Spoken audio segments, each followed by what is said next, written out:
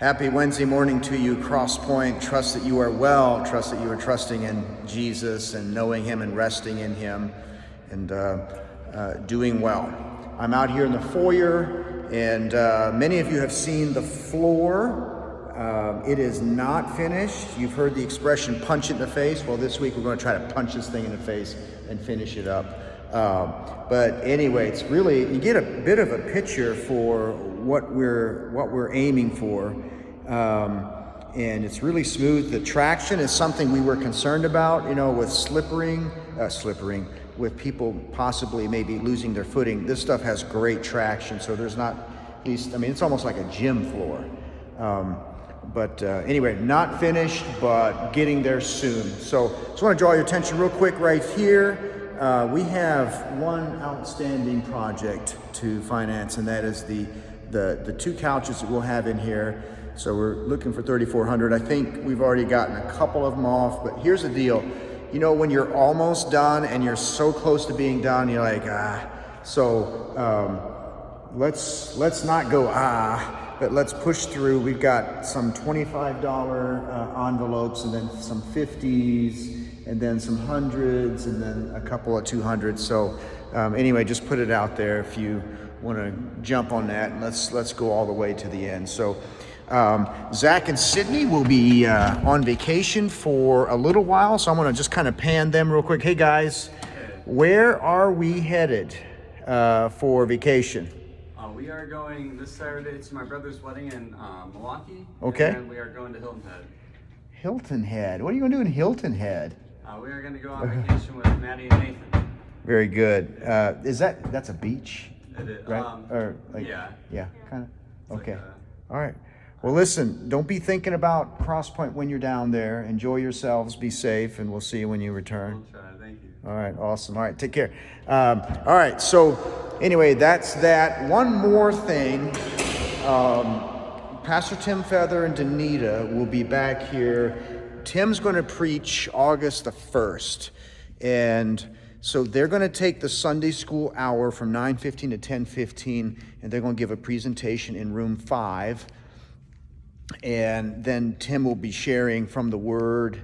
He'll be preaching to us, and then they're going to have an open house as well that afternoon. So the aim here is just to give us an update on what's going on with the Feathers, the ministry, so on and so forth. So you want to make sure that you mark your calendars to be here for that. Of course, Pastor Tim Feather was here for 20 plus years, and he was my predecessor, great man. Him and Danita both, and they're serving in an international fellowship overseas, so Azerbaijan.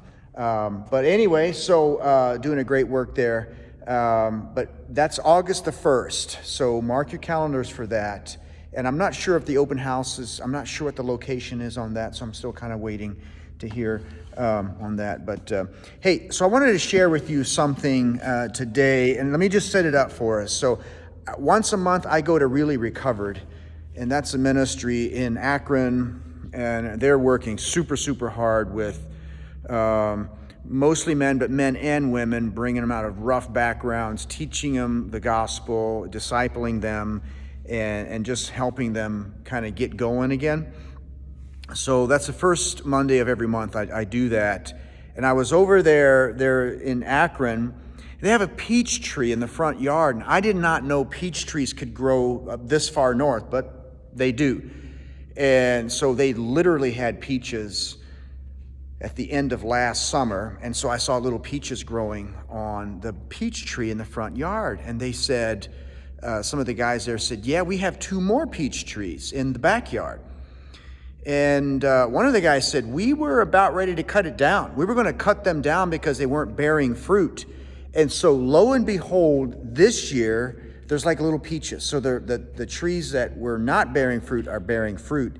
And I thought to myself, boy, I think, isn't there a story in the Gospels about that? And there is, from Luke chapter 13. Hang on just a second here as I read this. This is Luke chapter 13. Now listen up, starting in verse 6. And he told them this parable. A man had a fig tree planted in his vineyard, and he came seeking fruit on it and found none. And he said to the vine dresser, look, for 3 years now I have come seeking fruit on this fig tree, and I find none. Cut it down. Why should it use up the ground? And he answered him," that it would be the vine dresser is answering him, says, "Sir, let it alone this year also, until I dig around it and put on manure. Then if it should bear fruit next year, well and good. But if not, you can cut it down." So there's a lot going on there. It's a lovely, lovely little story.